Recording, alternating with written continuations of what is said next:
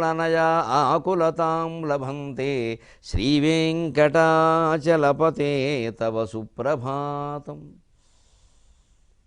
భక్తి మార్గంలో భక్తులు ఎటువంటి మధురమైన అనుభవాలు కోరుకుంటారో ఇక్కడ అన్నన స్వామి మనకు తెలియజేశాడు.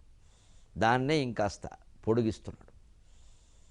త్వద్గోపురగ్రశిఖరాణి నిరీక్షమాణాః స్వర్గాపవర్గ పదవీం పరమాం శ్రయంతః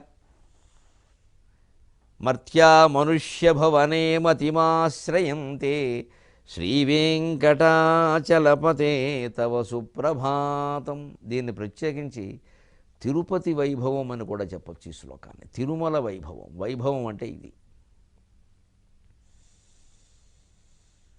ఆ దేవాలయ మహిమ, ఆ వైభవం, ఆ సువర్ణ కాంతులు, ఆ దేదీప్యమానమైన తేజస్సు ఎలా ఉంటుంది అంటే